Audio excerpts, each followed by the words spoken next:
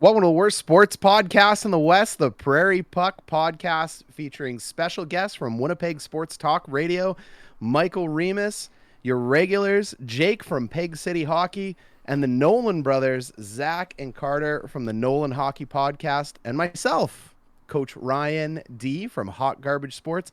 Michael, it is amazing to have you on here. You're somewhat of a Winnipeg legend. I told a couple buddies you were coming on, and they're like, which one from Winnipeg Sports Talk? They were like, I was like, Remis. They're like, the good one, and tell Hustler that. No, Just kidding. no, Just kidding. We love Hustler too. We No, love he- Hustler too. Thank you so much for being here. yeah, no problem. He's at the curling trials. So I said I'd hop on this week. Thanks so much for asking me. I've seen all your guys' channels on searching Winnipeg Jets on YouTube. So I appreciate all you asking me. Great to be here. Well, we're glad to have you. Thanks for coming on. We really appreciate very it. So appreciative. first, because we're young YouTube content creators. Well, they're young. I'm old. Tell us, what was it like to get Winnipeg Sports Talk Radio going? Like it was so interesting with TSN leaving Winnipeg and that gap, and you and Hustler were like white knights coming in, I feel, for Winnipeg, filling that void for us. And I almost like the podcast format better than I used to like what was on radio. So can you talk us through that a bit? Oh, sorry. You know what? Something happened, and I actually couldn't hear until you said talk about the podcast format. Sorry, I clicked something and I Not a couldn't. I just heard, problem. but you So- said talk us through.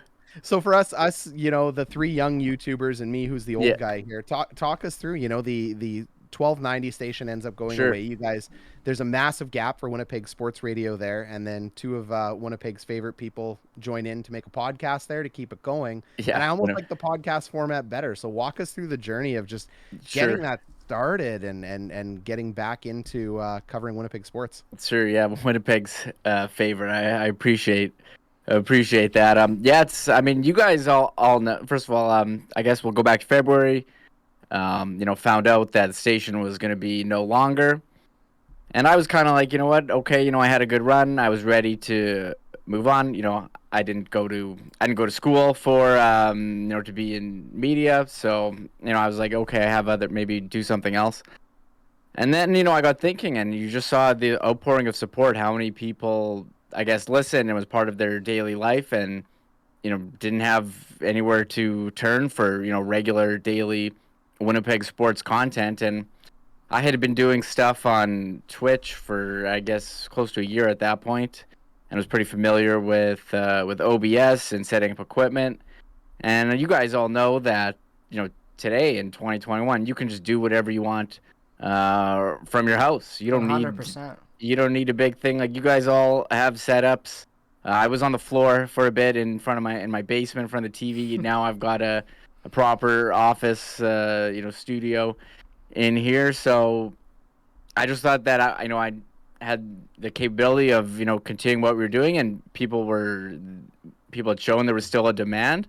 And I know that our ratings were always good, so it wasn't like no one was listening to the station when it got shut down. So I talked with Hustler, and I was actually ready to go pretty much like the week after. I was like, let's do this. We got to go now.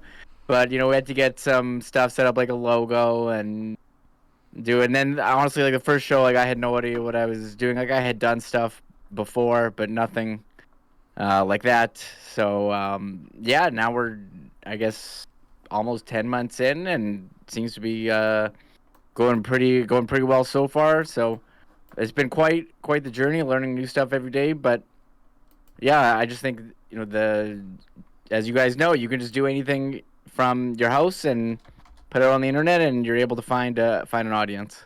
100%. That's amazing. And you know what? I don't know how everybody else here feels, but it has been a long slog watching Winnipeg Jets games when they're covered under Sportsnet, and Yes, it has. we're not just pumping your tires. There are certain people that when they speak, whether it's radio, podcast, or whatever you're doing, you're gravitated to their presence and how they talk and what they're covering.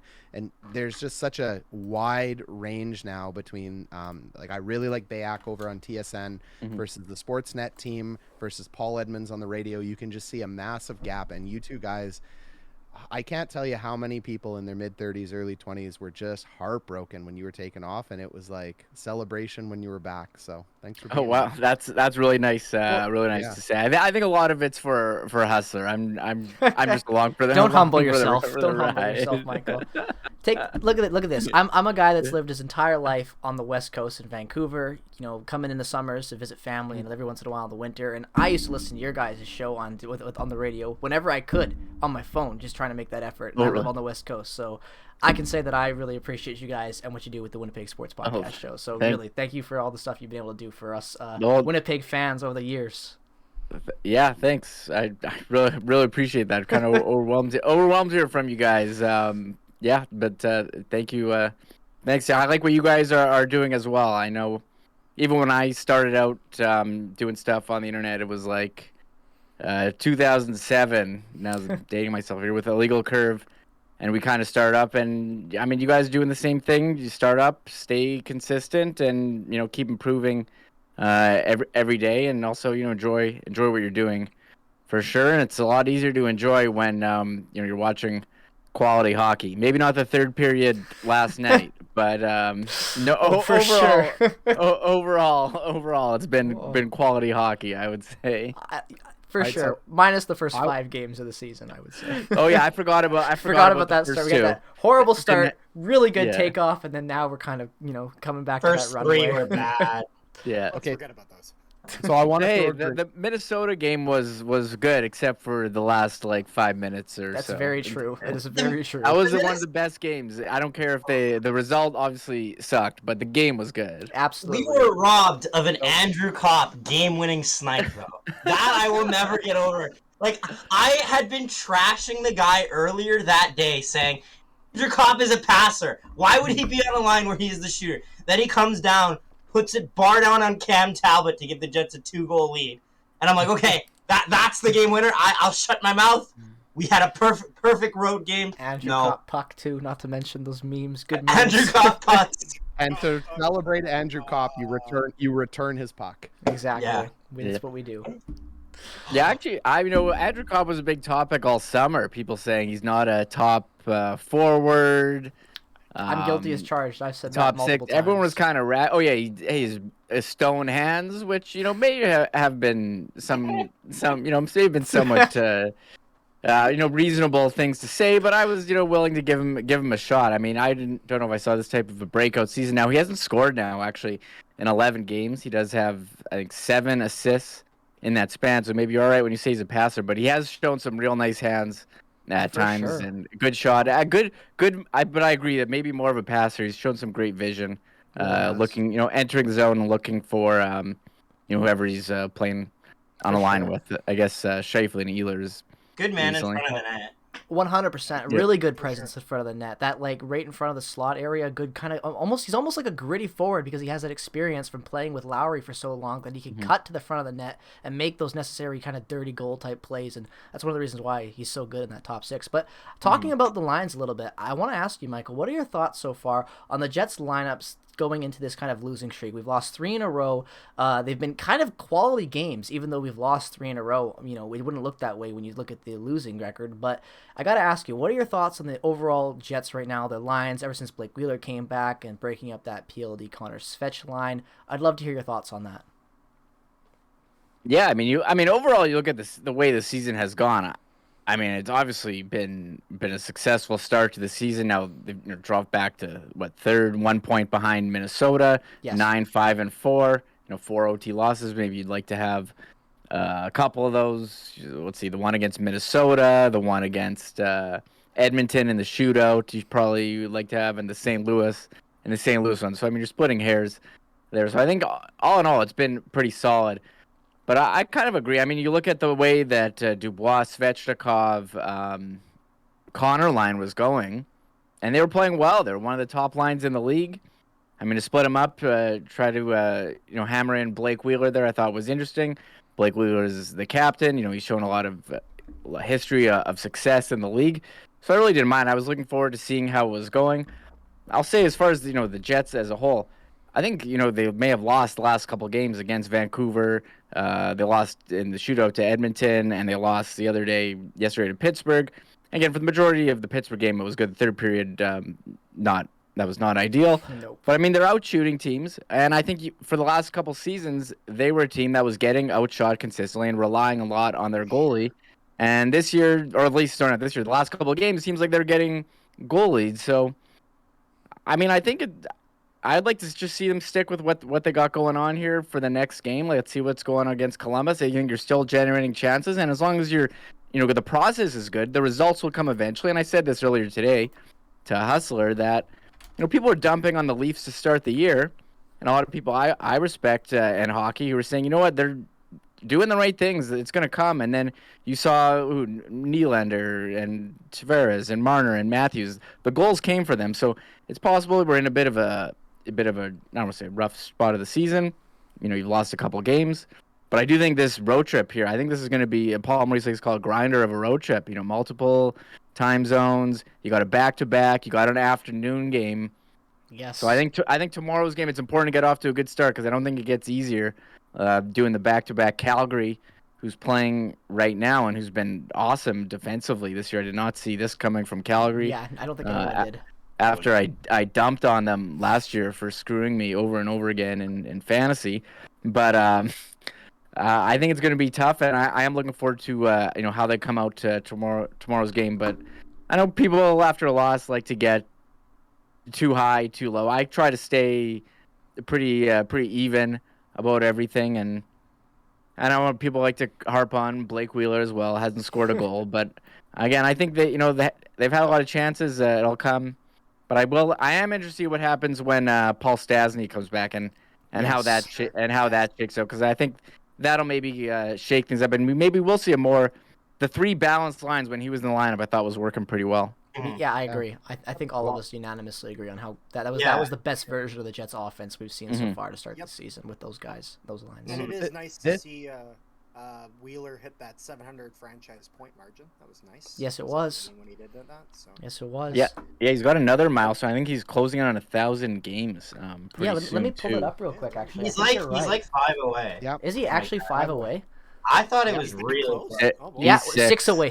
994. I rounded. Yeah, good. Yeah. I mean, I've looked at his career. Following him here. I mean, the number of games that he's been able to play. It's astounding. He doesn't miss games. I mean, yeah, it's incredible. I mean, he's got 80. How many 82 game seasons? 4. He's got an 81. 48 games in the lockout shortened season. 80 games, and like some of the games he's sitting out 79, sitting out like when they had made the playoffs and they sat him the last game of the year. 48 the entire season of that lockout. Yeah, exactly. And he's been and even in Boston, he played an 81 and an 82. Incredible consistency. But I think we can all see that, there is some wear and tear. And, I used to love watching him go down the wing, and he was a big guy. He could skate and had hands. Yep. And I think he's at a point where he maybe has to find a way to adjust his game, because he's not that type of player anymore. 100%. I couldn't agree more. My big thing with Blake Wheeler, and I try not to rag on him, even though I do sometimes, quite often I would actually, but I think the big thing with Blake Wheeler is that he's still a very skilled player. We know he is. Like, you don't get 46 points in 50 games by being a bum and just being carried by line mates. The big thing I feel like with Blake Wheeler and his success to start this season is a couple of things. One, obviously recovering from COVID, regardless of not we're asymptomatic with the vaccine. It's still something that you have to get over. And the other big thing is I think it's been misusage. Like, we talk about Blake Wheeler jumping into that line with PLD and Kyle Connor, and I really think that he is not a good fit there anymore. Not because he doesn't have a skill set to play there, but because of his speed to his game. Like you were saying, Michael, he's not that same type of player anymore. He doesn't have that speed. He doesn't have that strength. And I really think that a best suited place for Blake Wheeler on this Winnipeg Jets team would be on a third line with Christian Vesalainen and Adam Lowry. I think that could be a very dangerous line, and I think that would be a really good fit for him and his game, and also for Christian Vesalainen trying to blossom into a consistent NHLer. What do you think about that and Blake Wheeler and all that? Yeah, I'm not sure. I'm willing to give him a bit of a go, but I think it's certainly valid. Maybe when Paul Stastny comes back, you would put him, Stastny, and Lowry. I'm not sure if there's a lot of speed on that line, though. That would be a bit of a concern. But I don't know. I think he's a passer. I mean, he could be a guy who could sets up Connor. But I think at some point, maybe that is something you look at, putting him down and trying to save those minutes for the playoffs. Now, one thing we haven't talked about special teams. I mean, I know the power play's on a bit of a rough spell. But I mean, for the last like how many years has he been on the right side of the boards on the power play, dishing passes? And it seems like, now that Morrissey's got a one-timer and Connor's got a shot, they're on that side, and he's kind of in unfamiliar territory when it comes to the power play, and there is some adjustment there. But I do think we're maybe nitpicking a little. I think the team's going well, and I do think, you look at Blake Wheeler. I know last year I saw all the stuff. He's one of the worst players in the league, but he was injured, and I still can't figure out why they were playing him so many minutes when it was clear the results. That's not the case this year. I still think he's positive on the Corsi 4 percentage. I think it'll come eventually for him, but I do agree. Maybe there is some, they downplaying how sick he was with the virus, and there is some time to recover from it that we're not, we don't know about. So for sure, I think that's definitely worth speculating about it as well. Well, I want to catch on to one thing that you said there, because I love this topic when people talk about speed or how lines get matched together. And you said, hey, that's a line with not a lot of speed. It's interesting from a hockey perspective, because the way I've teach hockey when we're playing it is it's playing with speed 4 up, 5 up. The unit has to move together as a unit, and speed doesn't necessarily mean how the player is skating. So matching players with similar speed levels is actually a very good way to put lines together, because they can keep that unit of 4 or 5 as they move up the ice together. Usually you have one defenseman back, so they call it 4 up now, but you're moving up as a unit, creating those 2-on-1s everywhere you're going. If you have a player that's too fast or too slow for a line, you actually end up getting way too much gap, and the Jets have been notorious for that gap, I think, until maybe about the last 7 or 8 games. They've really turned around their defensive play and their 4 up, 5 up, because that gap is shrunk, and they're able to create those 2-on-1s. So I don't mind the idea of Wheeler playing with some guys that are slower, or having, as I might call it, like a plotting line, because they're not slow. They're just slow compared to Nick Healers and Kyle Connor. Yeah. Which, that's not a fair comparison in that sense. But speed needs to play with speed, and talent needs to play with talent. And Wheeler's got a lot of talent, and he can match up with other guys with talent that may not have the speed of those top guys. And Svechnikov can skate. For sure.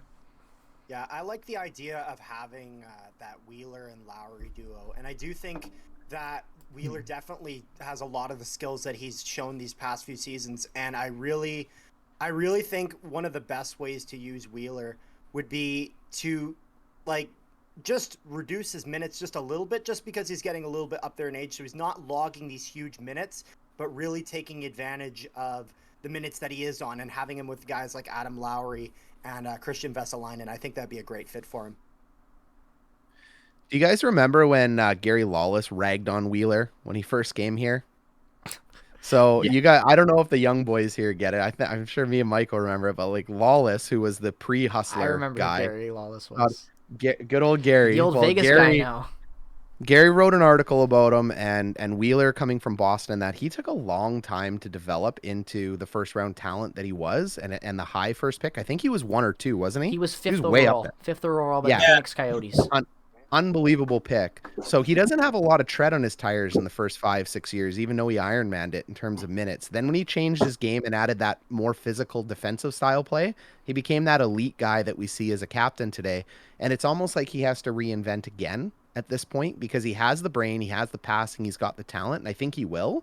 The interesting thing you brought up with Daryl Sutter and the Flames is there's a big difference between Sutter and Maurice. I think when you ask the question, why is he getting played where he's getting played, it's very hard for human beings, especially a coach, to take one of their favorite players that they've been with for 7 years and slam them down to the bottom. There's a human element, unless you're Daryl Sutter, and then you're just going to put whoever is the correct person in the right spot. But there's a reason the LA Kings won the Stanley Cup and locked him out of a locker room. So he's a winner, but he's an ass. Exactly.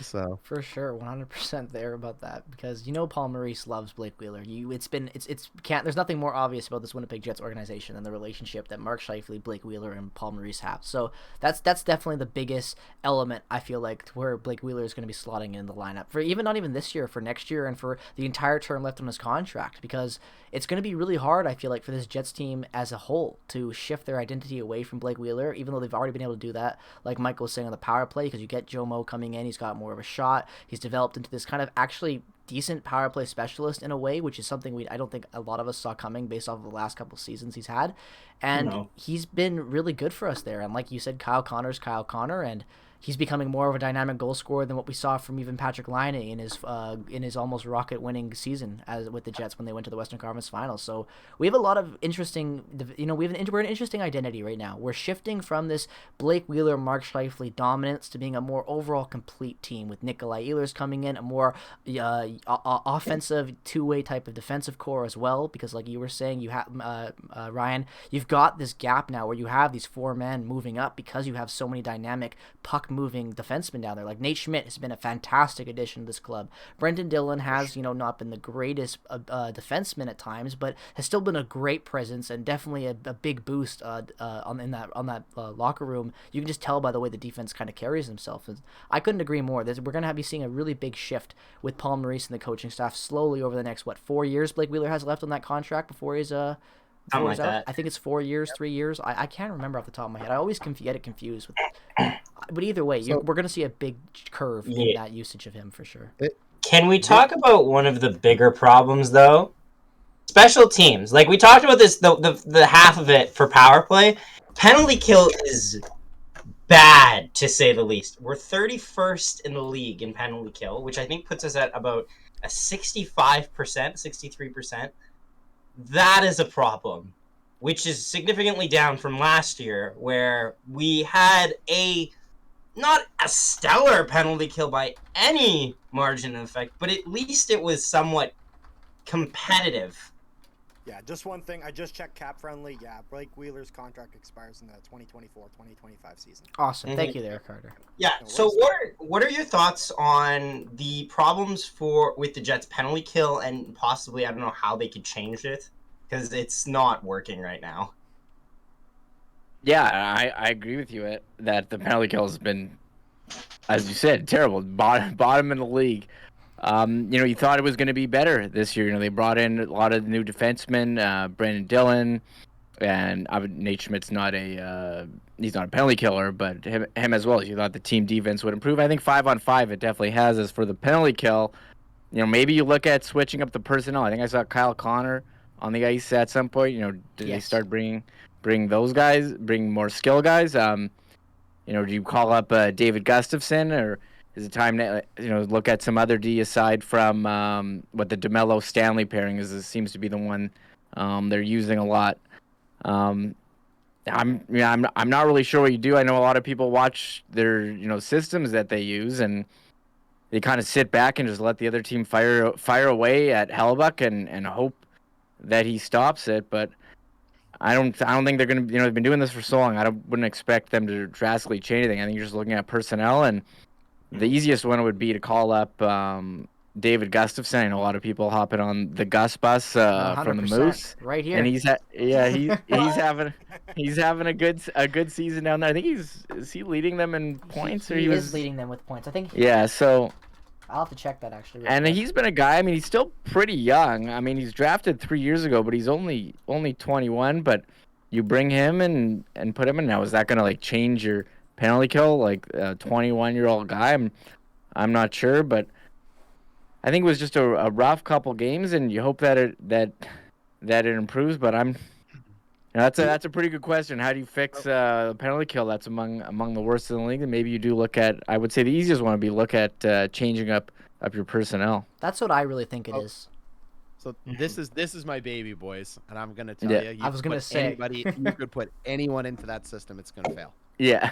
The way he plays it right now, they're using a passive penalty kill that was developed kind of the late 08 to 2010 era before there. Do you remember, like when we were all kids, dads used to yell box up on a penalty kill. Like that's long dead. That's old 80s. I yelled at But the when you watch the Penguins game, they run an aggressive diamond, meaning they're taking away 3 at the top. So your 2 shooters that are at the top are being taken away. Your point man's at the top being taken away, and you're playing 2-on-1 down low. Your theory is you're taking pucks away. They're also playing, the other 30 teams in the league are playing very aggressive. And an aggressive penalty kill, you need speed, which is number 1. If you're slow, it's a problem. And you need to have very good hockey IQ to know when you go. And when one guy goes, they all go. So the theory is if the puck goes in the corner and they send 1, you send 1. They send 2, 2. If they send 4, you send 4 and leave the guy open in front of the net. Because if they can pass it through a logjam of 8 players to the front of the net, congratulations, you get the goal. That's the way penalty kills are really run from a tactical position. And all I see is the Jets stacking 2 guys in what they call an aggressive eye. I don't know if you guys notice when they stack on top of each other in the middle of the ice. Yes. You're giving I can up the picture, shooter. yes. That's Look a problem. at that screen goal. Oh, it's terrible. That OEL goal is perfect example of why that is failure. OEL gets his 2nd goal of the season on the power play against Eric Comrie because Eric Comrie has to look through more Winnipeg Jets jerseys than he has to look through Vancouver Canucks jerseys. It's just like you can't be setting it up so that you're giving them all those slot shots and then we're not. It's not like we're blocking shots. More often than not, we're just screening our goalie. Like it's so repetitive. Well, you're a goalie. I mean, you change that angle just on a minor sense from the middle down to that shooter spot. It doesn't matter how many guys you got stuck there. That goalie, Connor, isn't going to be able to make that push save over and over again, like 5, 6 shots per power play. You're asking a lot of a goalie to make 5 or 6 post to post or center to post angle changes to stop guys like Draisaitl or Crosby or anyone in those shooter positions. I mean, you're getting the best of the best. There's no bad player on anyone's power play, even Arizona's. Well, we do have. Well, Ryan, if you want to get technical. Riley Nash was on the power play. Let me remind you that Andrew Ladd is a consistent NHLer and a top 6 option for that team. Andrew Ladd. Let's leave that there. Andrew Ladd had some great seasons. Come on. No, he did. I'm not trying to bash Andrew Ladd because I love my boy. First captain in franchise history, had some great years for us, but acting like he's still the guy he was after that. I would even say like the moment he signed with the Islanders, downhill. He had the 31-point season. That year playing almost a full year, 78 games. The year after that, 29 points. Then after that, he only played 26 games, and other than that, it's been the AHL for more games than the NHL the last 5 years. So it's been a rough span for him. I'm glad to see him find a home again, but he's definitely not the same guy he used to be that he's in Winnipeg, 35 years old, and the way he's been going. Well, can we talk positivity though? Because I think Remis brought it up like 20 minutes ago. Which was, I think the Jets are playing, it's a hot take, but I think the Jets are playing the best hockey they've played in 3 years right now. I agree. No, totally agree. For sure. Their 5-on-5 team defense is the best I have seen up and down their roster. Paul Maurice has changed the system. It's completely different. They're boxing teams out. Other than the third period against the Penguins, the shot count is very low. These are very low percentage scoring chances in the last 7 games. It is way easier to expect that Scheifele and Wheeler will eventually start scoring again and everybody will pick it up than it is to get an entire team to commit to a defensive zone structure. So the Jets for years, I think we're winning the race to 5, as I like to call it, and praying to the god Connor Hellebuck to stop 40 shots. And I don't see that happening now. So I think the goals will come. I don't have a lot of hope for the penalty kill, but he's got a great strategy to fix his penalty kill, and that's not to take penalties. I haven't seen the Jets do this in a long time. They've never not done it. It's been their identity since coming back has been penalties. Always has been. In the last 7 games, I don't know. Are you seeing the same thing, Remis? I'm not seeing a lot of bad penalties, or it's like I think there was the Wheeler one in Vancouver maybe, but I think people are saying stop taking stupid penalties about the Jets, and then I went and I looked on NHL.com, and they'll give you the penalties, and I believe they had they were 10 away from the least amount of the league. So yeah, they've done a great job staying out of the box, and that would stop a penalty kill, but. I mean, you talk about the way they're playing 5-on-5. I'm looking at, my favorite say, natural stat trick as far as Corsi for percentage. Jets, seventh in the league, and that just hasn't been the case the last couple of years. And I forget what year it was it the 2019 season where they were winning games, they were going, but you're like, this isn't gonna last. They're getting outshot night after night, and as you said, first time in a couple of years, they're the one that's generating the chances. And when you keep having the right process, at 5-on-5, outplaying your opponent or outshooting them, getting more chances. I think in the long term, you're going to have success. And look, there's going to be peaks and valleys of a season. I'm not saying this is a valley, but we can agree this 3-game stretch, not a peak in terms of the results. But I think the process is going. Although I thought they were going to, they're going to lose that Vancouver game, but I mean they showed up, and Thatcher Demko kind of stole the show, which was Tristan Jarry yesterday. Stuart Skinner. I don't know. They got to find a way to stop making these goalies look good. I'm guessing we'll see Merzlikins tomorrow night. Corpusalo got the start yesterday, but I think that tomorrow's a good chance to hit the reset. You're on the road and start off with a win and keep moving forward. But we can, and again, it's fun to like nitpick. Oh, they're doing this, poorly, or we don't like this about the lines. But I mean, I think we can all agree that this is a good hockey team, and For sure. they're in position for the playoffs. 9-5-4. I mean, in a pretty good spot right now in the Central Division. Very. Well, that's a funny thing about the playoffs, though. It doesn't matter once you get in because the way the seeding and the divisions work, it's brutal to get out. We're going to have 2 very hard rounds, regardless of our placement, 1st through 4. And there's no way I believe we're going to get goalied 7 games in a row by these teams where, a Gibson or a Demko or even, who was that with Edmonton? Skinner? Stuart Just Skinner. Yes. sit on it. Yeah. That's not going to happen 7 times in a row. But I do believe Connor Hellebuck and the way the Jets are playing right now will win series, keeping teams under 30 shots with, one of the best goalies in the NHL in the net. For sure. I agree. For sure. I really do agree. It's been such a refreshing, season so far to watch the Jets because, like you were saying, Michael and Ryan, that like every area that we've seen the Jets struggle in the last couple of years, especially since the defense kind of got cleaned out a couple of years back in that free agency where everyone left and was traded with the Trouba situation, we kind of have seen every hole that was on this team kind of been filled in a way by either changing a system or bringing in new personnel. And for one, I love it. And I knew Nate Schmidt was going to have a bounce back year, and I think him and Evgeny Svechnikov are candidates for my favorite Jets of the year. And it's very early, but they've been fantastic and great additions to the locker room, to the ice, and everything else about this club. And I just can't be more happy as a fan that's been with us since really the first game against that Habs to where we are now. And I love seeing this team succeed. It's been great. Can't wait for the rest of the 81. Love the Svechnikov mic'd up thing. Absolutely love that. That was beautiful. That was amazing. I loved every second of it. Mike up every. Did you guys see the TikTok of Svechnikov as well? I think it was against the Oiler game. I think where there's this guy sitting. Svech was in the penalty box, and there was a fan eating a hot dog, and he just put the camera over like this to Svech in the box, and Svech looked right at the camera and was like all over it, trying to like get a bite of his dog and everything like that. It was hilarious. I gotta find a clip of that, but it was incredible. He's just such a character, and for a league minimum deal, how good he's been for us, regardless of where he is in the lineup, like that's one of the best signings in free agency as a whole, in my opinion. One of the rare Steve Yzerman L's. Seriously, one of the very rare Steve Yzerman L's. I don't get that move, why they passed on him, but I don't care because as long as he came to Winnipeg. Yeah, we were talking about that. I was gonna say we were talking about that all summer, like how why didn't they keep him the Red Wings? And you're like, if Yzerman doesn't want a guy, you're like, well, what's wrong with him? But it seems like he's a solid player, former first-round pick. You mentioned something as well earlier about how they've kind of filled all the holes, and I agree. Nate Schmidt. They need an offensive defenseman. He comes in. He's leading the league in stretch passes. You saw him. He's got a great shot from the point. You need some toughness after you lost Sherrod. Brandon Dillon comes in, and he's hitting everything among the league leaders in hits. Insane. And you didn't have a second center who can play tough and physical.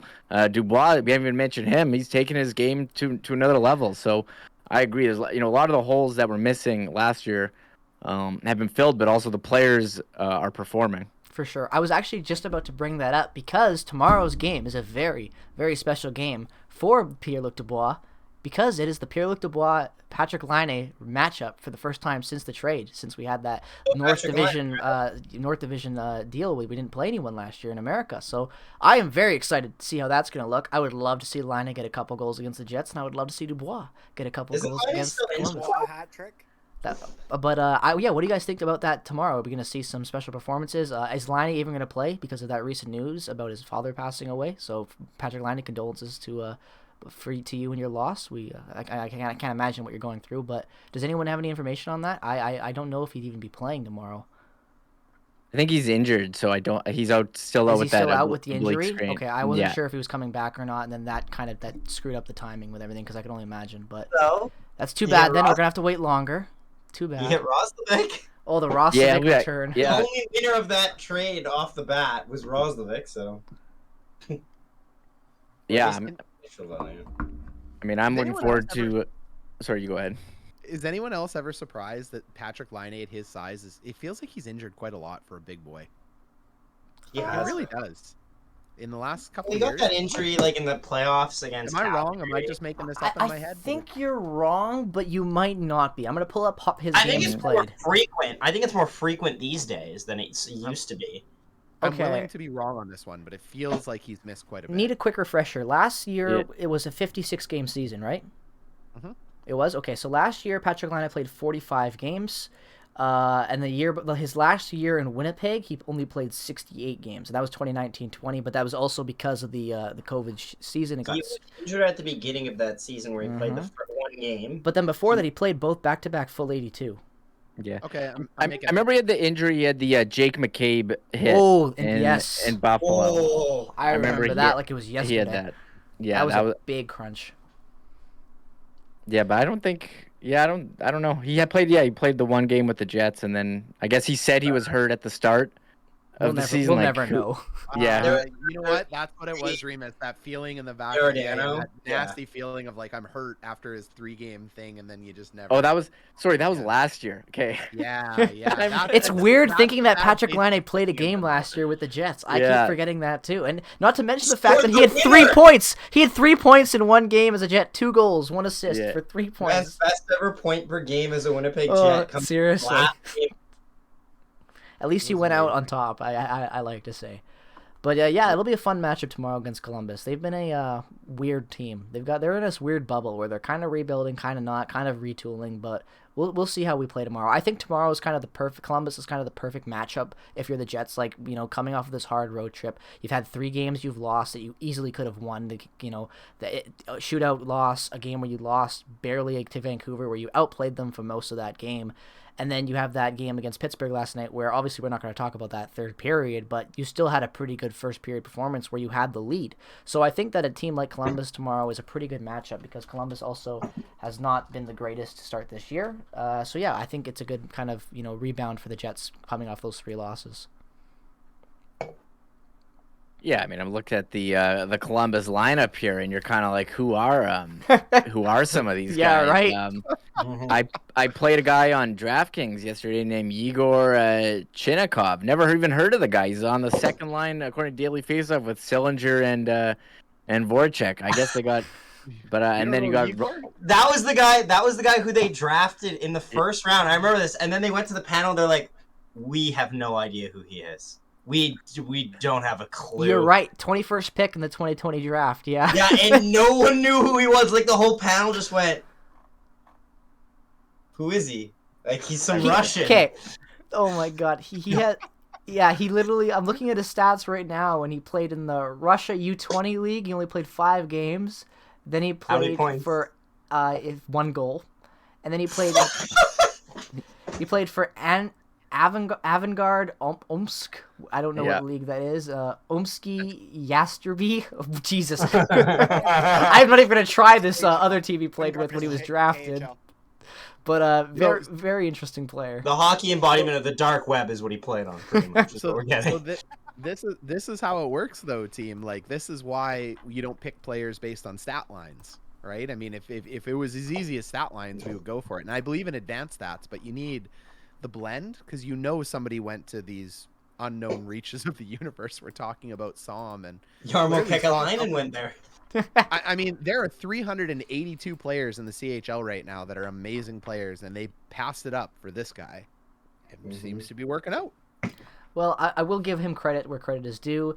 When he was drafted in 2020, so in 2019-20 for Omiski Yasterby, I probably butchered that, so excuse my Russian. I'm not gonna whatever. Either way, 56 games played, 27 goals, 42 assists for 69 points with a plus minus of 32 and only 16 penalty minutes. That was the year he got drafted, I believe. So even though I don't know what league that is because NHL is not telling me the league that this is, just the team name, that's not a bad stat margin to be a first round. If the NHL isn't telling you what it is, it's probably the KHL. I would assume so. Say that right now, because the NHL treats the KHL like it's a different, like it doesn't exist. It just says he got 69 points. Where? Nowhere. We never know. He just got him. He just got him. It's The just Saskatchewan men's league. yeah. Yeah. Source, trust me, bro. Yes. Yeah. Some Eastern Michael- European place. Michael, have you been following the Winnipeg Ice and their little dominant run here in the Western League? I mean, just from afar, I don't know if you guys, if you've been out to a game, I still need to go, but I mean, I know that they're on this huge win streak. They're in first. I mean, they got a number where they have Connor McLennan. I saw they got Geeky. I know they've got a lot of draft eligible guys, or even guys who've been drafted. Yeah, Lambert as well. So it's pretty exciting. In first place, seem to just be dominating everyone. I know they had some ridiculous goal differential. And you look at their players; they've got a lot of guys over point per game. But it's not as on TV as much as the NHL is. So I can't say I've followed it too closely, but just from afar.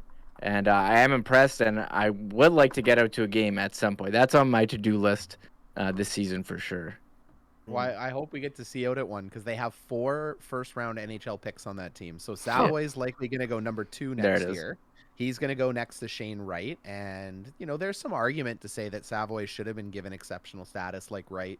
But what was interesting about Matthew is very much like Nolan Patrick, the other big Winnipegger that went number 2. He played at 15 because he can play like 20 games at 15 as an underager, and he got blown up and he had a nasty concussion at 15 that took him till now to really shake off at this point, but he's having a career year. And then you've got Geeky and McLennan who are both right there. Like Geeky might go 5, like same draft. It's like the Alabama football team here. They're just stacked. Yeah, they really are. Carson Lambos, I really believe he fell way too far. I would have taken him if I was the Jets over our pick, which was what was it? Chaz Lucius. Michael. They Chaz really like that American developmental system. They go back to that well so many times. He's going to be a good player, but I got to tell you guys, like Lambos is a top 5. He's going to make him pay for it. That was my pick. He is going to terrorize us on Minnesota. I played minor hockey against him. He played for South Winnipeg, so. That's interesting. I did not know that, actually, Carter. That's dope. You probably told me that in passing conversation. I forgot, but. No, I told you which NHL guy. He was good, but then I remember like a few years later, I went and I looked at the AAA stats. I'm like, holy crap, what the hell happened to this guy? So I've known Carson since he was 12, and I got to coach him for a couple years there. And at 12 years old, Carson had a heavier slap shot than anyone you'd see in a men's league. Period. Like, hard stop. The guy was putting up as a defenseman in Pee Wee. He was playing up at Bantam, putting up 5-6 points a game, 4 of them goals. Like, just absolutely. He still is one of the best releases in the. He will have one of the best shots in the NHL. Like he really is going to remind me of a PK Subban style guy.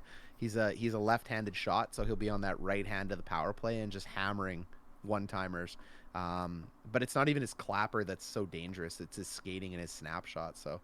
It'll be cool. I hope you and Hustler cover. I think they're gonna have a strong Mem Cup run. I think it's all but written in the stars. They're winning the dub, and then a little bit of luck to win a Mem Cup, to be honest, in one-game tournaments. I just saw the Memorial Cup, actually. I was at the Western Hockey Card Expo in Langley, and it was in the Giants Arena, and on their ice sheet, they covered it up with lacrosse for the weekend, and they had it there. So actually, that's funny to bring that up. But yeah, I think so too.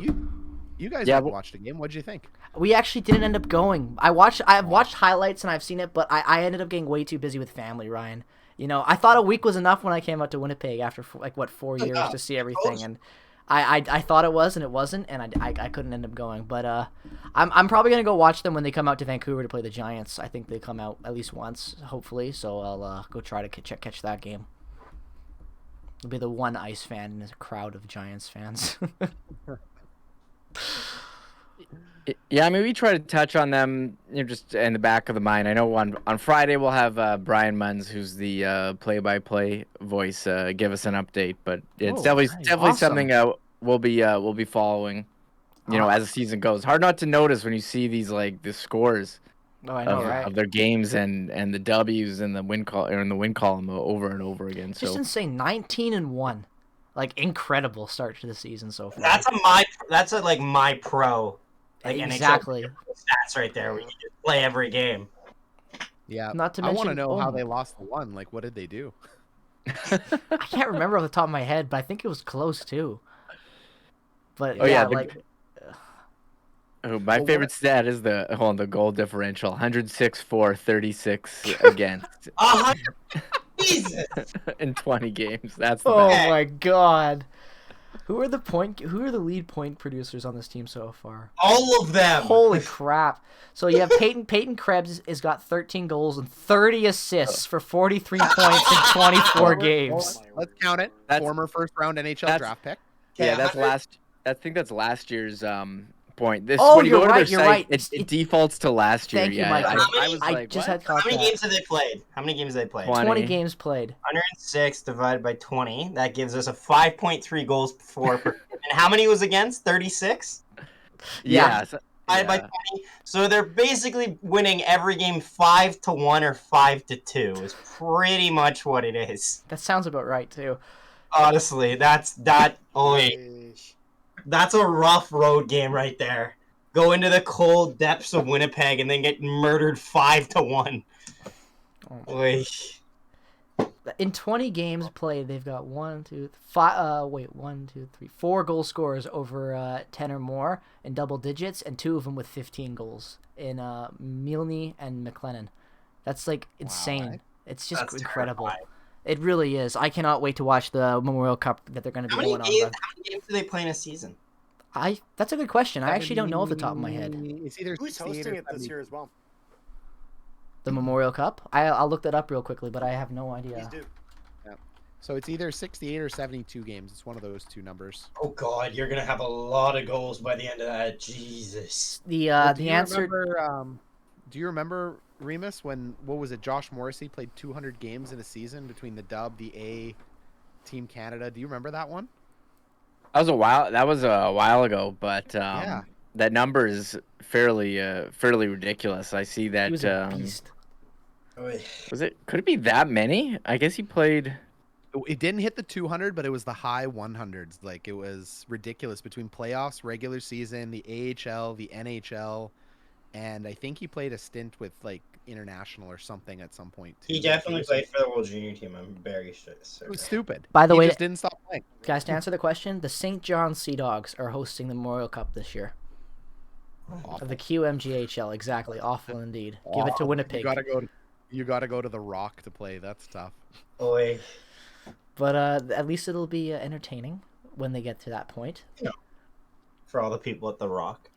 Yep. So, Well, take it away, Ryan. Yes. I was just gonna say the last point of the Mem Cup. There is a little bit of luck in short-term tournament. It's not a 7-game series, right? It's Yes. It's just like Team Canada and the Olympics. It's one game and it can be over. Which makes it even more fun sometimes the playoffs. I Yeah. gotta say, Yeah, I love that. I love that football yourself. type of aesthetic. Speak for yourself. Did you play minor hockey growing up? That stuff I was did, terrifying. and I loved it. I That loved stuff round was- robins and then one game Oh eliminations. I no, loved no! it. There was no round robins. There was straight to bracket, A side, B side. That's how it went.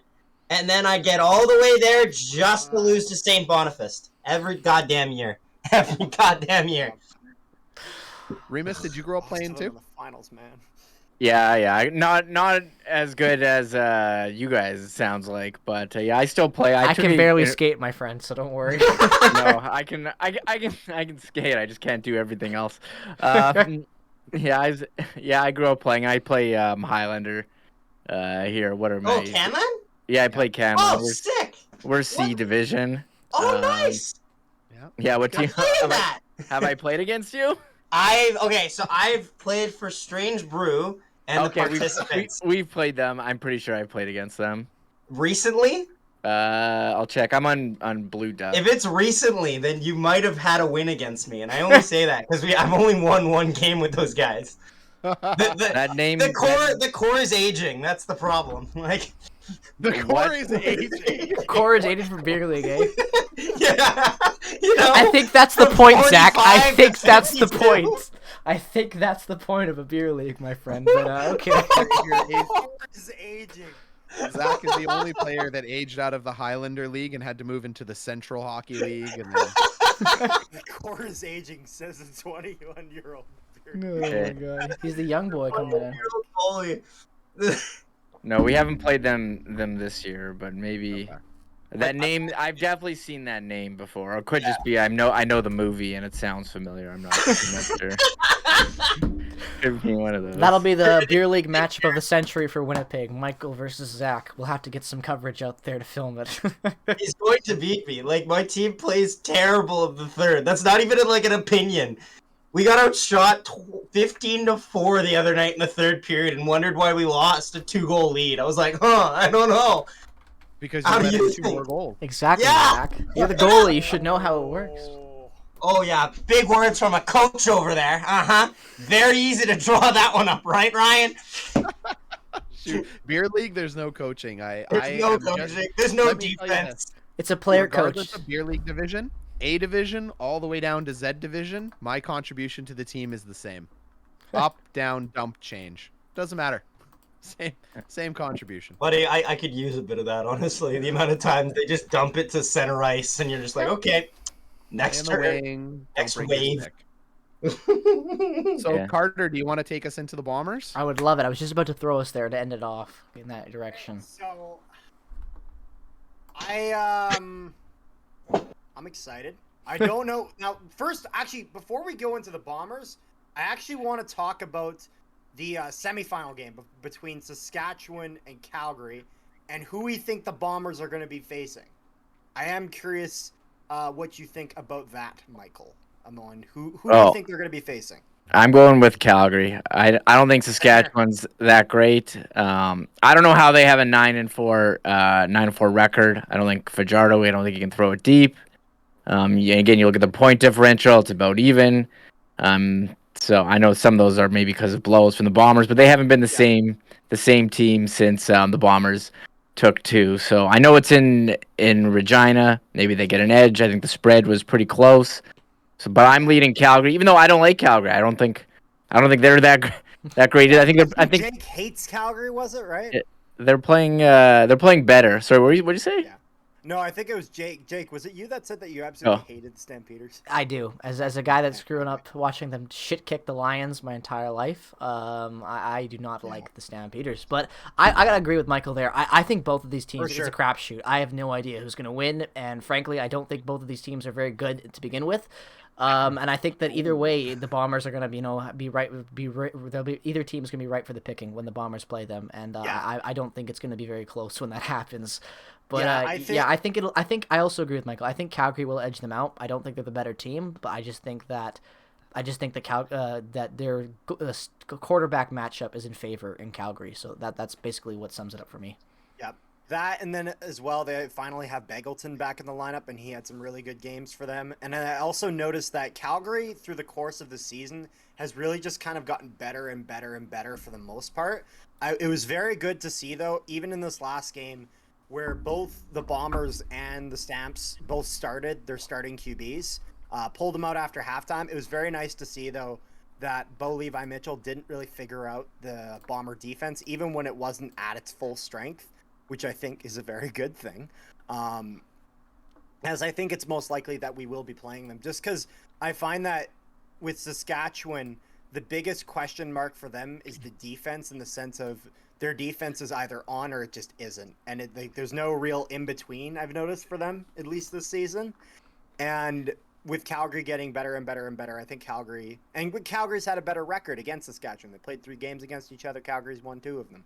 And the one that Saskatchewan won, they barely kind of sneaked out of that one. So I think the Stampeders will win it against Saskatchewan. And I think we'll be playing them. And the interesting thing is we're projected to have Andrew Harris back. And then obviously the rumors regarding the just released Chris Strevler from the Arizona Cardinals. Does he sign back with the Bombers?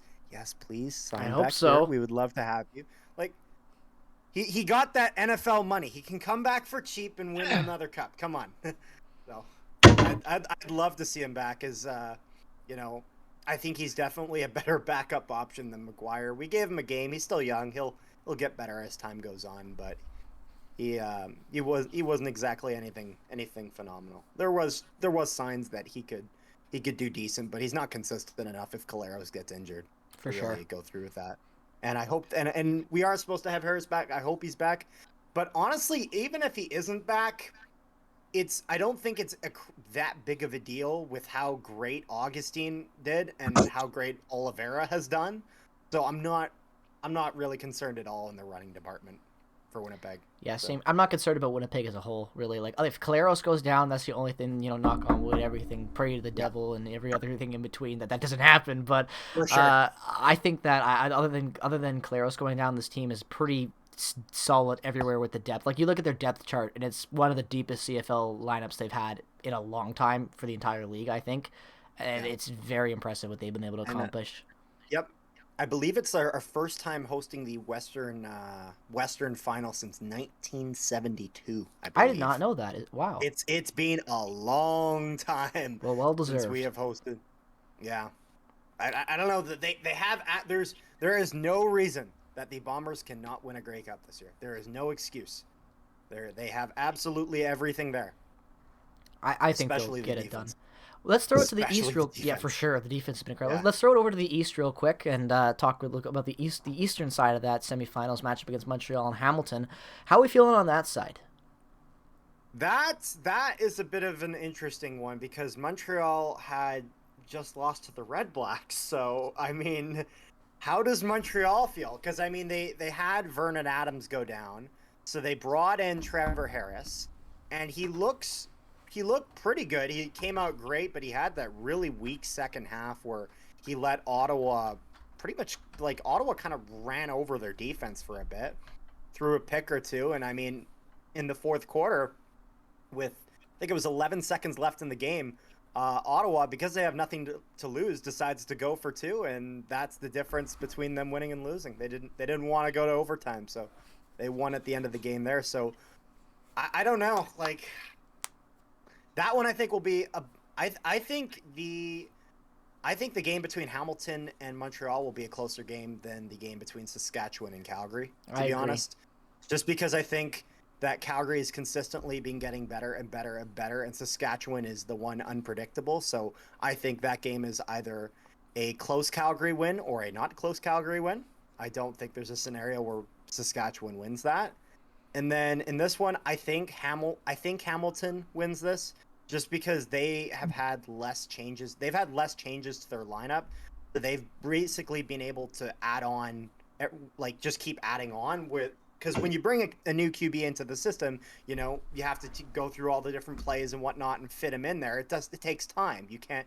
It's not like hockey where you can kind of just throw them in there and then work out some of the systems afterwards. It's with football, it's big difference when it comes to all the playbook and whatnot. And I don't think that even though Harris has done well, I don't think that Montreal has as big of a playbook as they would like going into this Eastern semifinal. So at least that's my take on it. So love to know your guys' opinions. I couldn't agree more. I think that Hamilton is going to be the team personally. Yep. Okay, hold on. Am I the only old guy here sitting in this room going, did you just say Saskatchewan, the team that has fed the CFL for 20 years and starting quarterbacks? Every quarterback that plays for Saskatchewan is a god somewhere else, has won more Grey Cups than I can count, and just seems to find a way to fluke, has no chance? You might be right, but, like, it's Saskatchewan. I'm really nervous. I'm always nervous about Saskatchewan. I guess I would be, but I think that they've had a pretty inconsistent season, and like Michael was saying, after we spanked them in those back-to-back games, they haven't been the same team. And start of the season Saskatchewan and end of the season Saskatchewan has not been the same. For sure. I mean, like, especially, like, you look at the Bombers when they take out their starting QB, or at least when he's playing reduced minutes in a game. even though they're not very good, they're still half decent. I mean, when you took Fajardo out, they only got 3 points in that entire game, and they really got nothing against Hamilton. So I don't know, especially because if Fajardo goes down, or that's game over. Their backup is I don't think he's good enough to really go against Calgary. I'll rephrase what I said earlier. I don't think they have no chance. I just think that I think that at the very bare minimum, Calgary has a 60% chance of winning. Bare minimum, 60. I'd say Nice. more closer in the 70% range.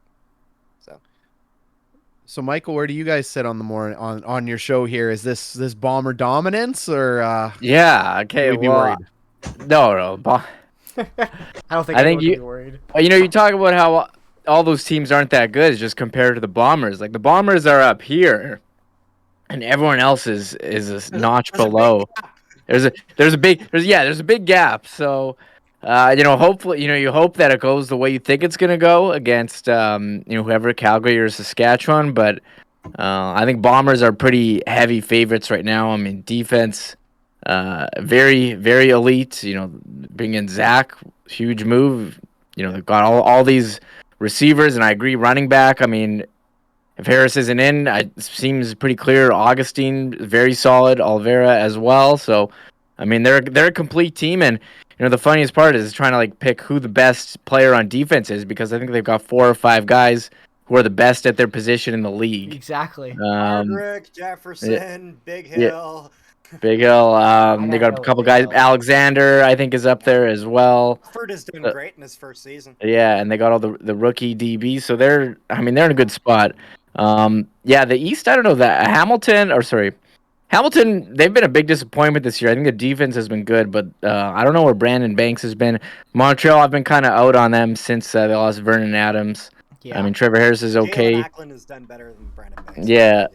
And they got all those other guys. Dunbar, I played a lot of him in fantasy, and Tim White as well. I used to love Brandon Banks. I don't know where he's been, but I think Montreal's defense is a bit suspect. But Hamilton's disappointed me all season, so it's possible. Yeah.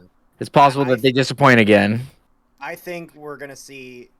My prediction for the East is I think Hamilton will beat Montreal and then lose to Toronto, and I think we'll see a Winnipeg Toronto Grey Cup game. I can see that.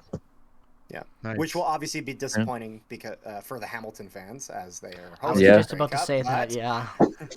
But sorry, Hamilton, I don't think you'll get back here. Get a better. This is why you quarterback. can't have nice things. You're also just Hamilton. Hamilton needs an AHL team back. They don't have Don't one. they? They don't. I They thought used they to have the had it. Hamilton Bulldogs, but then Bulldogs became an OHL team. So Oh. Well, they need to get decent-sized hockey city back. not to have an AHL team. They should have an NHL team, in my opinion. Did you guys? I hear agree, about Ryan. I agree. some of the Stack the Canadian results market. of that Gary Bettman with Quebec meeting? Did you guys hear about any of that? Any of the stuff that came out of it? Apparently, it was a nothing Yeah. meeting. Apparently, the league. What I heard is that the league kind of already made up their mind going into it that it wasn't Yeah. going to happen. But I I don't know just how found it- true that is. I just found it interesting at some of the things that Quebec was willing to do. Like they were talking about the government stepping up and trying to buy a team. They were talking about having a ton of a joint ownership, of not just having one big billionaire franchise owning it, but actually having a ton of owners all collectively pitching in. I don't know. Oh, I they're thought it was willing to interesting. bend over backwards. It's just the thing is NHL's not moving. That's the problem. Well, the thing is that the only way Quebec gets a team is if it's relocation and there's no other option. And it has to be an Eastern team relocating. And- It cannot be a Western For team sure. relocating. Detroit moved to the East, not to move back to the West. They can Which is technically why move I think Columbus if back. Arizona moves at the end of the season, Houston is where they're gonna go.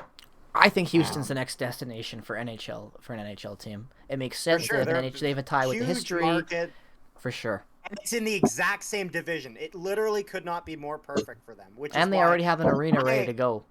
Exactly, and I am just praying that what happens is Arizona loses a ton of money. They can't find any sort of deal. They have to move, and they want the extra cash, so they're willing to sell the Jets' rights back to us for the for the NHL part of the Jets. We have the WHA stuff, but I'd love to. I would love our that. old NHL. That wouldn't hurt, to be So we honest. can finally use that '90s logo on one of our jerseys because we can't. One day soon, hopefully. One day Yeah. soon. So moving teams is conspiracy theory, but with the jersey collection behind Michael there, we asked at the beginning the thoughts on the Canada reveal, and you said one 4-letter word starting with an F. Oh yeah, I said that. Yeah, I said they're fine. Yeah, Exactly. they're fine. I said, yeah, I'm not. They look like a jersey. I have no issue with that. The Devil's jersey. Yeah, it's High jersey. praise for Michael. They're fine. Reminded me of that. I- At least the black one reminded me of that Carolina alternate with the Yeah. with the hurricane warning flag with the dark. Oh. blue. No, it didn't. Don't say that. It reminds you of that shitty Western, does. the outdoor game the Chicago Blackhawks played like 10 years ago or whatever. That all black one with the white logo. That's exactly what it is. It's a rip of that. Almost identical, except they swapped logos, and it's a horrible logo. It's Yeah, like like, an I don't- aviator jersey on crack, man. Like that's what happens to you if you're the aviator jersey and you go down Main Street for a couple years. That's what happens to you. Like It looks like it's they got not addicted good. to shapes with a fucking flag is what happened. They're like, oh, how can we make a flag and just a leaf trendy? I know. Let's make a bunch of like parallelograms and throw them in there. That'll look good, right? No, it doesn't. It doesn't. I guess I could say like it's fine, but that's not a high bar of praise at the end of the day. Well, I think everyone is just like saying how terrible they are, and I don't think that they're terrible at all. But I don't know if they're amazing, but they're good jerseys. I On don't an know. A to F I grade, think on we've had worse. an A A- to F grade, what is I think it's- the grade of this jersey? On an B? A to F. C or a B? If And C plus maybe? The 2006 ones are an F for me, and the A. I think the 2010s, everyone would agree, are an A. Best one, A Yes, plus. those are great. Why do you need to change it? I Because like they the need 2002 money. I like the 2002 ones actually. I wish Ooh, after yes. that I was like, why did they go to these crappy 2006 jerseys? So Do you guys these are know better than why- the last ones were terrible. 2018, those were the worst. So these are an upgrade from that. Why did the Olympics ban the Hockey Canada logo? You can't have like corporate logos. That's there, 'cause they're not corporate. It That's Yeah, is there's- though, unfortunately. it just feels common sense. That's the thing. Maybe because hockey is so much of a corporation in Canada, but it just felt like, yeah, it's just us. It is the way it is. Honestly, what I it love- makes me curious to see what the other countries though. Because so far, we've seen Finland Mhm. and now Canada. You know what I love about Hockey Canada Yeah, though in you're our right. jerseys? What's that? I love the fact that we're the bad guys. Nobody's cheering for us outside of us. I mean, we wear black jerseys for Pete's sakes. Like we are the empire in this movie, Yes, we are. and I love it. We always lie to ourselves every time the World Zero Junior marks, comes we're along. gonna come out to. Absolutely. Like every time the World Junior comes along, we're just like, oh yeah, maybe we'll do it this year, and we've got like 20 gold medals in the background hanging up. We're like, I wonder if this is our year, and it's like, it is always your year. Canada has had a 6-year winning streak one time. It is always your year. And then if we Quick- don't win, anybody but the U.S. Yes, So that's how it quick, goes. quick yes or no answer, starting with Michael. Does Shifley make Team Canada? Oh, I'm gonna say no. I Okay. don't. Although Point got hurt, maybe that opens the door. But Good point. I'm gonna say I'm gonna say as of now, I don't think so unless he goes in some crazy hot streak. I was gonna ask if you would had picking the team now, would you pick Dubois over Shifley? You want to Yes. answer that too? Ooh, But- I think but- Dubois can make it. But go, you guys can answer all the questions here. Well, I say no, Shifley doesn't make it. And if you're asking me right now, PLD over Shifley, and I think PLD actually has a legit shot at making this team if he keeps it up. I think PLD has a chance too. Do you guys think PLD is going to make it over Mangiapane and a couple That's of the the other guy. dark That's- horse yeah, picks? Yeah, that but was- Mangiapane's kind of a dark horse. Like, we know he's good right now, but the question is whether or not he actually makes that team. But to be fair, though, like Shifley was always going for either a fourth line position or an extra spot, so I can see at the very least PLD at least making a case for being an extra. Like because Oh, for PLD sure. has been, he's like top 10 in. I think he's top 10 in goals for it. Like even though it's only 10 goals, it's not like he hasn't had a bad start by any stretch of the means. And I see him definitely having. It's funny we talk about who from like the Winnipeg Jets are making Team Canada, because if we're talking about Team USA, we've got the starting goaltender set up, and we've got Hunter, at least at the very minimum. What team are you most worried about at the Olympics? Team USA. Michael again. USA Michael. first. Oh, That's I think probably USA, right? I haven't looked at all of them. Sweden's usually pretty good usually. Usually pretty good too. So I'm scared of the Team USA's goaltending. That's what I'm scared of. Gibson and Hellebuck will be scary. I'm not as scared at their offense. I think their defense has a lot of dark horse picks in there. Like, you got Adam Fox, you got pretty much like a lot of guys that you can either look at who had like really one season, like last year, were really good, or you can just look at guys who have been like constant, like even lesser names like Jacob Trouba, honestly, in there. Like, there's just a lot of depth that you see in that from that Team USA. Like, that's the only team that scares me, honestly. Russia doesn't scare me because Russia can't defend. Finland doesn't have enough depth, even though they are becoming a lot more like respectable as like a world country that like has a consistent like hockey program.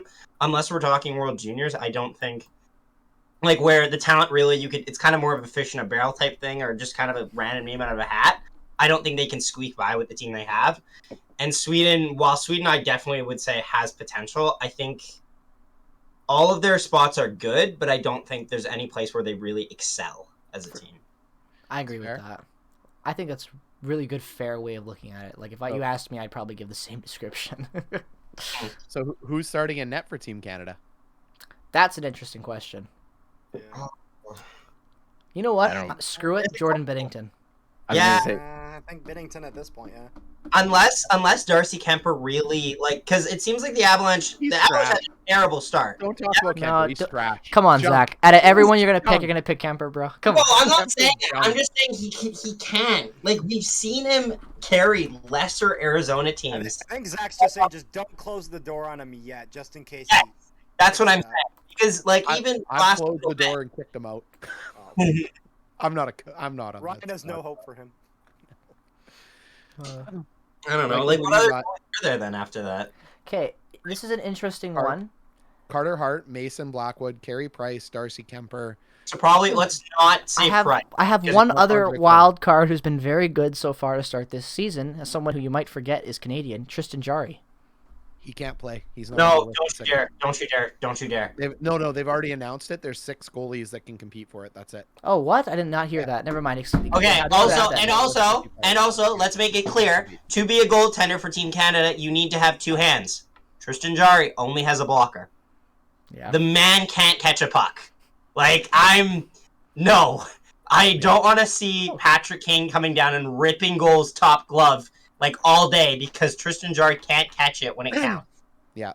Like, and I don't know. No. I don't know if PLD's on that list of 50. I don't know have you and Hustler or anything looked into that list? I haven't seen it, Michael, but I know there's a list of 50 or 60 players that they can choose from, and that's it.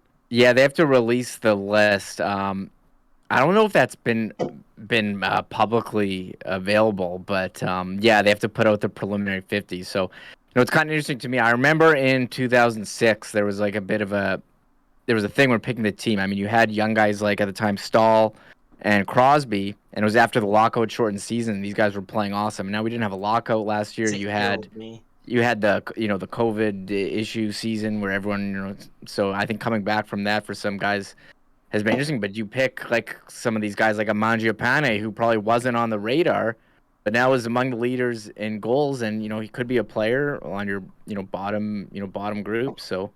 And again, Pierre-Luc Dubois probably wasn't on the radar before, but I mean, he's a big guy. He plays center. Although they have a lot of centers, but he's fit, tough, physical. I mean, he could be a guy who's I think played himself in there too. So, do they go with the guys who've kind of been there before, or there were some young upstart picks? So I think that'll be interesting. What was the year we didn't win it, Mike? We just played old dust guys. Oh, that was 06, where they didn't take Crosby, Stahl, and Spezza. And those guys it was after the lockout, and those guys were like unreal. And it was like, I think it was like Sakic at that. They kind of just went with a lot of the guys who were there in 2002. That makes sense because they talk about 02, They never talk about 06, and then they talk about like 2010. Yeah, no one 06 ever mentions it. And then when you think about it, you're like, wait a minute. 06 didn't What happen. happened there? Apparently not jerseys- to Hockey Canada. Yeah, jerseys were it was a Yeah. lockout for everybody, including the Olympics. Yeah. Nobody it was hosted in, it. It was in Italy. It wasn't in North America like 2002 Italy or doesn't even 2010. have winter. Doesn't count. Everybody Also, knows this. Also in They 1998, have the Alps, bro. Wayne Gretzky in 98 was not available for the shootout, Yeah. according to Hockey Canada. Not available yet. No, Not that available. doesn't happen. You don't put Gretzky in a shootout. Gretzky can only score with defenders chasing him. That's a proven fact. So my last serious question on the Olympics, though, this is it, and then we can take it home. Team China, how badly are they going to get blown up? Well, it sounds like I think they're evaluating right now if they can even be eligible, and I know if they. So, I'd love to see it. I thought they said they're in. I thought they said. Oh, they were good. was it? It might be today the deadline. I thought I saw like 3 names that literally had like a default face next to it on the 3 guys who started their roster. Because like everybody announced like Ehlers made his team Denmark, for example, and like they had like the 3 players that automatically had spots, and then they put like Team China's up there. Don't remember the names, but it was just 3 people. They didn't even have a face photo. It was just like an EHL, like NHL, like EA Sports, like custom damn face, like blackface covered. So I think they're confirmed, but yeah, China's not. China's this is going to be very ugly. It's going to be I saw a lot of their. I thought there was a date where they could pull out and bring in Norway. They should have. What they should have done is they should have done what. Because at least when the Olympics were in north or south or wherever Korea, it was in. What happened was Korea planned it, and also they got lucky that there were no NHLs coming. But Korea planned it because they said in advance, like a couple years in advance, they're like, okay, let's grab like 6 Canadians. So if you look at the roster for that Korean Olympic team, you'll notice that a couple names do really stand out on that roster because they brought them in from Canada to live there long enough to become actual citizens. So then they had, like, I think a goalie and then maybe, like, 5 or 6 skaters that were Canadian, like, born, but technically played as Korean. And China didn't do that, and they really should have done that, minimum. I would wager dollars to donuts, especially in Vancouver. There's enough Chinese-born dual citizens between Canada and the States that grew up playing hockey that can move over there to play. Because that's how Team Italy and that's funded, right? Like a lot of these small teams have Canadians and Americans. I know a guy who used to play on Team Italy. Yeah, and then they just get their Bruno Zarillo, and they go do it. Yeah, so Chris Johnson said on Insider Trading today that the IHF is going to meet Friday with the Chinese Ice Hockey Association to discuss whether the team is competitive enough. So I would love to know how many rinks they have. I looked at the roster. Yeah, what's the roster, Michael? I'd love to hear it. I had seen it was a lot of familiar. I remember they had who they have? Spencer Fu was on there. I know Spencer Fu. I saw Zach Ewan, who was a former Jets draft pick, was on there. I think Brandon Yip, was he on there? I'm trying to find it, but I actually knew a couple of the names on that list, but I can't find the list. Well, I was just reading right here that if they do pull out, it'll be the first time in history of the Olympics that a host nation's team has been pulled out of an event because of performance issues. So, and China being the country they are, I highly doubt that they're going to want to be that first nation to have that happen. So, push comes to shove, I bet we'll be seeing them in the Olympics when it happens. That's just my take on it, though. Gut feeling I have. Yeah, that makes sense, honestly. Yep. Yeah, well, if they are in, it's going to go very badly, the game. Let them roid it up like Russia. Let's see it happen. Just make them a bunch of roid monsters, and let's just drop the puck and see what happens. Like, what's the over-under on that? Like, I'm saying, like, at least 20 goals. Honestly, I would put, like, 50 cents on China to win a game, just because I bet the payout would be, like, $1 million, especially against Canada or something like that if it ever happened. Yeah, like, that's the thing. Like, honestly, crazy. Dude, it'll give Maybe like the Swiss team, they'll have a goalie stand on their head and get shelled by NHL players, and they'll only win 2-0. That always happens to the Swiss. It's weird that it always happens to the Swiss. That the Swiss are always that team that like squeaks into either whether it's the World Juniors or the Olympics. They'll get one game where they're just like, how is Swiss winning this? Because of the goaltending. That Swiss coach in the World Juniors is my favorite. I love him. I wanted him to coach Seattle. What quotes this man? Yeah, we're not going. We're gonna lose. We're gonna lose. We're gonna lose. What's We don't the stand a chance. conviction on this man? Well, we're approaching. Can't say ain't honest. We're approaching the 1 hour 20-minute mark. This got away from, I think, me very quickly. This was a great conversation, Michael, and I know all four of us are immensely appreciative of you coming on tonight, giving us your time and chatting Jets hockey and Winnipeg sports with us. So we always like to give our guest a chance to just talk about anything to end the show. Anything you want to plug, any episodes coming out, any guest things, anything like that. If you want to shout out for the Winnipeg Sports Podcast or anything like that, the floor is yours. Yeah, sure. WinnipegSportsTalk.com has all the information. Just search Winnipeg Sports Talk on YouTube. We're live Monday to Friday at 1 p.m. And yeah, we got talking about Jets, Bombers, and that's basically what we're doing. And thank you guys so much for having me. I do see all your thumbnails and watch a couple of your videos. So thanks for having me. It's great to see you. I don't want to say in person because we're on. On Discord, Close enough. But yes, close enough. So thank you very much for having me. Well, it's been an absolute pleasure having you on, and we'll have to do this again. Maybe we'll be able to get Hustler on. That'd be a pretty fun episode. So thank you all so much for watching this episode. We hope you enjoyed. Make sure to check out the Prairie Puck Podcast on Spotify as always, and also make sure to check out all of our individual channels. All of the links for everyone's social media channels and whatnot down in the description below. So make sure to go check them out. Follow us all on Twitter and whatnot. We hope you enjoyed the episode. Leave your questions, comments, thoughts, concerns down in the comment section below as always. We really hope you enjoyed it. We really did, because we had a great time filming this. Have a great rest of your day. Go Jets go. Go Bombers go. And bye-bye.